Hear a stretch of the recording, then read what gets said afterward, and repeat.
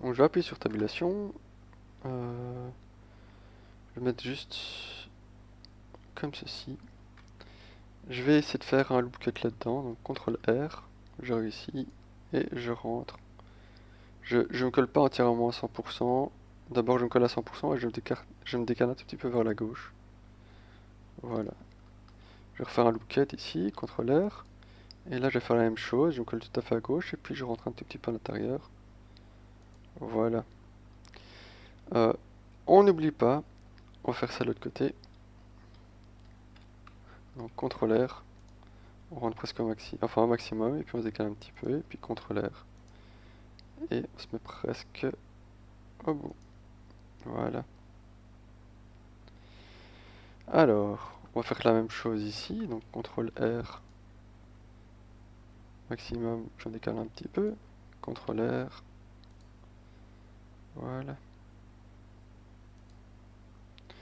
Sachant qu'on va faire déjà un render 3 ici, et on voit déjà qu'en faisant render 3 tout à l'heure, ça donnera bien. Je mets ici en vue de face, maintenant je vais faire CTRL R comme ceci.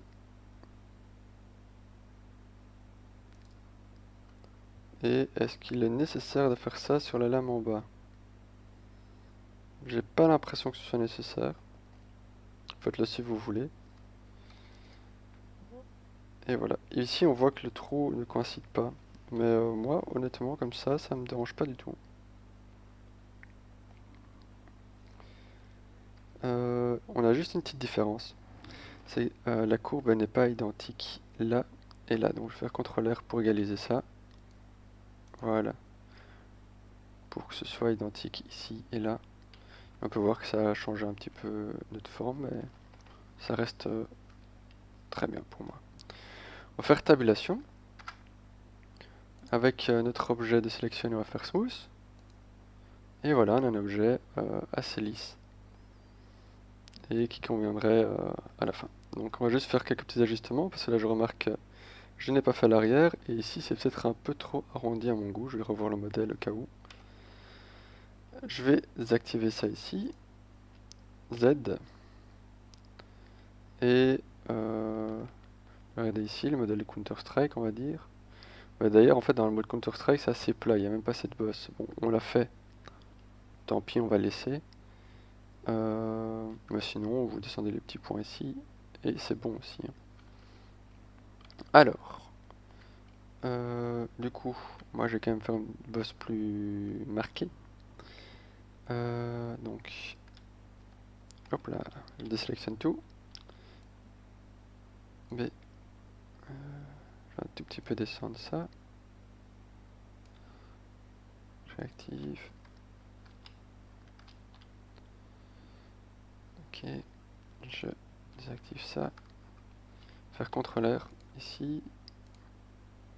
Et ça je vais éviter, voilà, je vais pas le faire parce que sinon ça va modifier. Je vais juste activer que vous voyez ce que ça fait.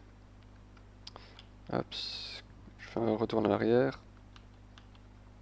Vous voyez, le fait de mettre un loop cut ici, ça va bouger en arrondi. Donc je vais laisser ça comme ça. C'est que des petits détails. Honnêtement, je crois que personne n'aurait remarqué si on n'avait pas le modèle derrière. Et là, on se permet de faire un peu notre lame. Alors, tabulation. Mode fil de fer. Donc, Z et on va faire CTRL R. Et je colle ça à droite. Voilà. Et nous voilà avec une lame prête à faire des bobos. Maintenant, on va faire la partie ici. Et puis on va faire la manche.